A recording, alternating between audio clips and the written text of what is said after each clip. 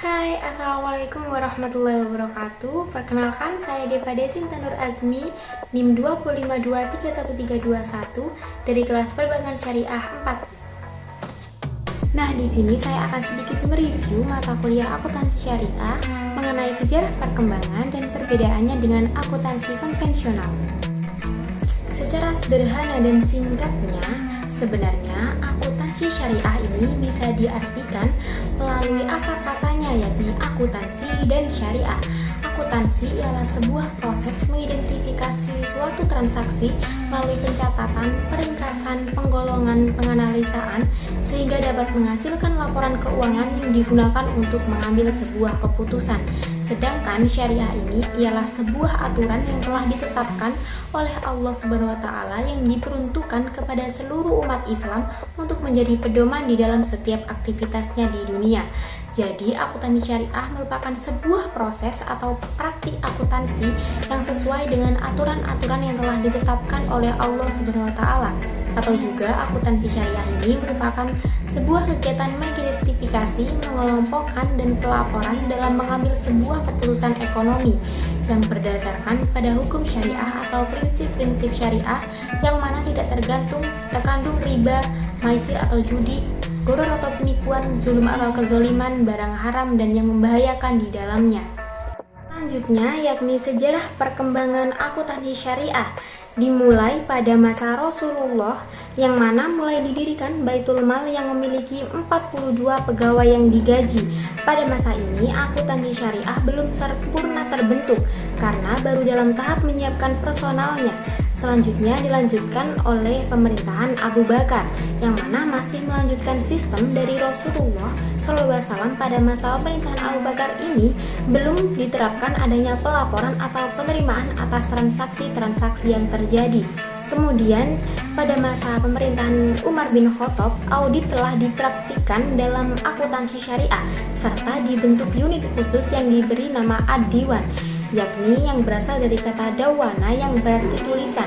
Di zaman Umar bin Khattab ini diadakan pencatatan untuk pertanggungjawaban penerimaan dan pengeluaran negara. Kemudian setelah Umar dilanjutkan oleh pemerintahan Utsman bin Affan yang mana masih melanjutkan sistem yang digunakan pada masa pemerintahan Umar bin Khattab. Selanjutnya yakni dalam pemerintahan Ali bin Abi Thalib, sistem administrasi berjalan dengan baik dan Baitul Mal mengalami surplus atau keuntungan. Selanjutnya dilanjutkan pada masa Bani Umayyah di mana sudah ada bukti penerimaan dan pengeluaran, praktik transaksi, pengenalan catatan register atau pendaftaran yang terjilid dengan rapi dan tersimpan, jadi tidak hanya tercatat saja, tidak terpisahkan seperti sebelum-sebelumnya. Kemudian dilanjutkan pada masa Bani Abbasiyah, yakni diadakan adanya laporan akuntansi atau di mana sudah ada laporan pengeluaran dan pendapatannya digunakan untuk apa saja, yang pada masa sebelumnya belum ada dan sistem pembukuannya telah digunakan sistem buku besar. Nah, selain itu ada juga sejarah perkembangan akuntansi syariah di Indonesia itu sendiri, yakni yang pertama, akuntansi syariah mulai masuk ke Indonesia pada tahun 1961 yang mengadopsi perkembangan akuntansi yang ada di negara Italia.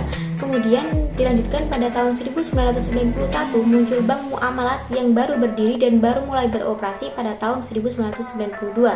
Kemudian pada 2008 banyak bank konvensional yang mulai membuka bank berbasis syariah seperti Mandiri Syariah, BRI Syariah, BNI Syariah dan lain-lain. Pada tahun 2010 terbentuk Dewan Syariah Nasional atau DSN yang mengawasi dan mengatur segala aktivitas yang sesuai dengan prinsip-prinsip syariah. Nah, lantas apa saja sih prinsip-prinsip akuntansi syariah itu? Nah, prinsip akuntansi syariah ini ada 3, yakni yang pertama, prinsip pertanggungjawaban atau accountability, atau pertanggungjawaban apa yang telah diminatkan dan diperbuat kepada pihak-pihak yang terkait ini harus dilakukan setiap individu yang di dalamnya terlibat praktik bisnis. Kemudian yang kedua yakni prinsip keadilan. Pada surat Al-Baqarah ayat 282 terdapat kata adil yang mana pada konteks akuntansi menegaskan bahwa apa yang dilakukan oleh perusahaan harus dicatat dengan benar. Kemudian yang terakhir yakni prinsip kebenaran. Kegiatan akuntansi ini akan berjalan dengan baik apabila dilandasi dengan prinsip kebenaran. Selain prinsip-prinsip akuntansi syariah, akuntansi konvensional juga memiliki prinsip-prinsipnya, yakni ada 4. Yang pertama yakni prinsip pengungkapan penuh atau the full disclosure principles.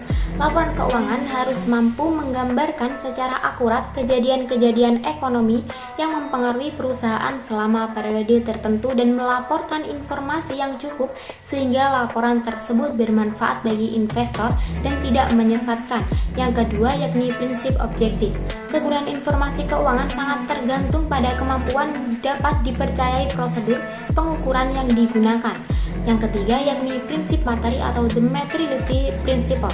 Akuntansi hanya melaporkan yang berkepentingan dengan informasi keuangan yang dianggap material dalam hubungannya dengan pengambilan keputusan.